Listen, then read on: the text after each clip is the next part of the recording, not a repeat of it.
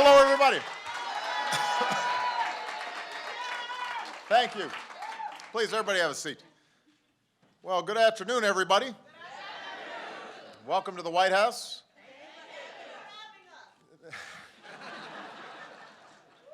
Now, I realize that the last thing you want to hear on New Year's Eve is another speech from me.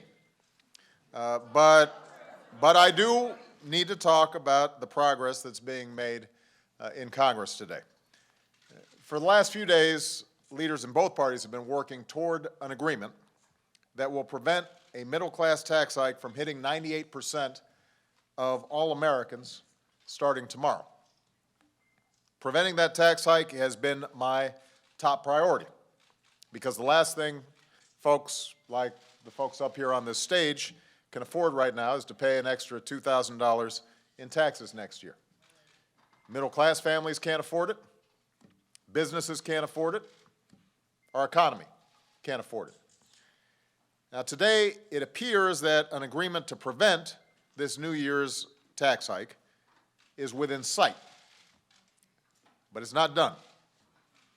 There are still issues left to resolve, but we're hopeful that Congress can get it done.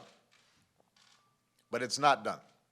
And so part of the reason that I wanted to speak to all of you here today is to make sure that we emphasize to Congress and that members of both parties understand that all across America, this is a pressing concern on people's minds.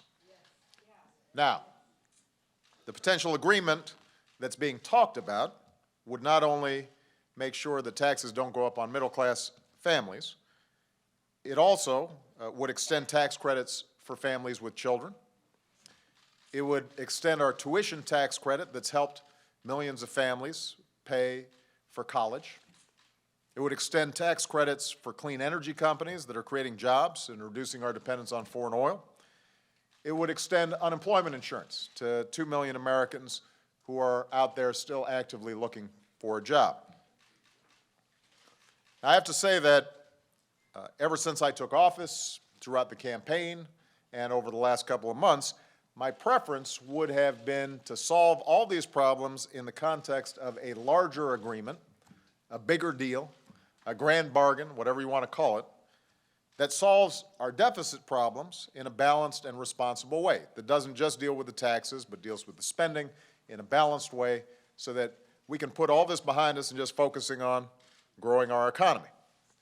But with this Congress, that was obviously a little too much to hope for at this time. It may be we can do it in stages. We're going to solve this problem instead in several steps. Last year, in 2011, we started reducing the deficit through $1 trillion in spending cuts. Those have already taken place. The agreement being worked on right now would further reduce the deficit by asking the wealthiest 2% of Americans to pay higher taxes for the first time in 2 decades. So that would add additional hundreds of billions of dollars to deficit reduction. So that's progress, but we're going to need to do more. You know, keep in mind that just last month, Republicans in Congress said they would never agree to raise tax rates on the wealthiest Americans. Obviously, the agreement that's currently being discussed would raise those rates and raise them permanently. Now, but keep in mind, we're going to still have more work to do. We still have deficits that have to be dealt with. We're still going to have to think about how we put our economy on a long-term trajectory of growth, how we continue to make investments in things like education, things like infrastructure that help our economy grow. And keep in mind that the threat of tax hikes going up is only one part of this so-called fiscal cliff that everybody's been talking about. What we also have facing us starting tomorrow are automatic spending cuts that are scheduled to go into effect. And keep in mind that some of these spending cuts that Congress has said will automatically go into effect have an impact on our Defense Department, but they also have an impact on things like Head Start. And so there are some programs that are scheduled to be cut that we're using an axe instead of a scalpel. May not always be the smartest cuts. And so that is a piece of business that still has to be taken care of. And I want to make clear that any agreement we have to deal with these automatic spending cuts that are being threatened for next month, those also have to be balanced. Because remember, my principle has always been, let's do things in a balanced, responsible way. And that means that revenues have to be part of the equation in turning off the sequester, in eliminating these automatic spending cuts, as well as spending cuts. Now, the same is true for any future deficit agreement. Obviously, we're going to have to do more to reduce our debt and our deficit.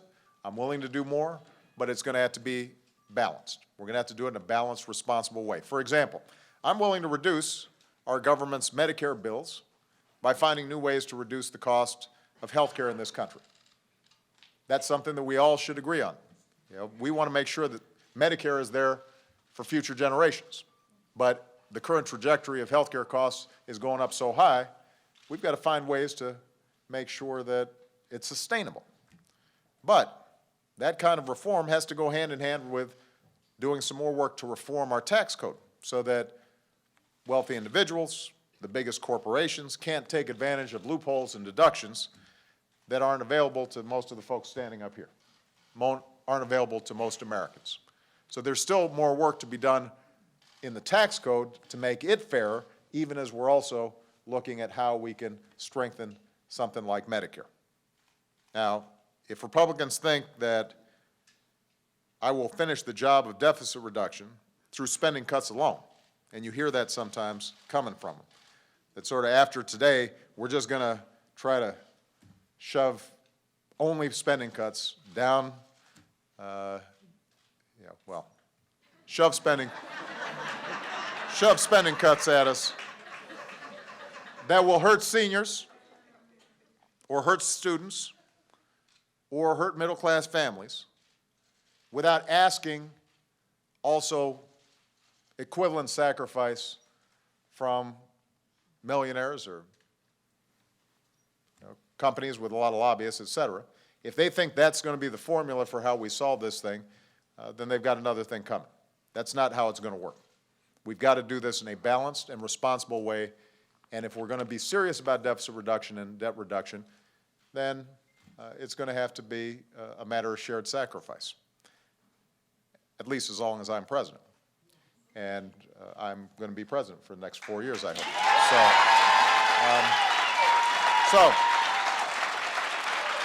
Anyway, for now, our most immediate priority is to stop taxes going up for middle-class families starting tomorrow. I think that is a modest goal that we can accomplish.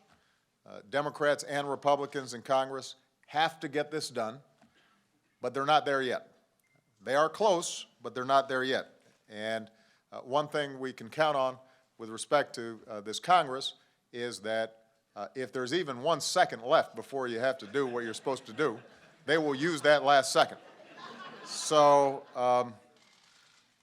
as of this point, it looks like I'm going to be spending New Year's here in D.C. Y'all are going to be hanging out in D.C. too, right? I can come to your house? Is that what you said? I don't want to spoil the party. But the people who are with me here today, the people who are watching at home, they need our leaders in Congress to succeed.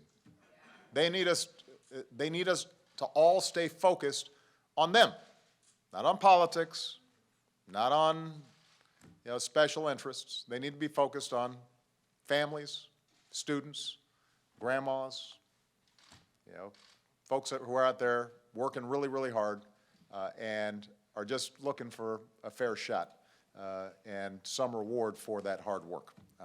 They expect our leaders to succeed on their behalf. So do I. And so keep the pressure on over the next 12 hours or so. Let's see if we can get this thing done. And I thank you all. And if I don't see you, if I don't show up at your house, I want to wish everybody a Happy New Year. Thank you very much. All right.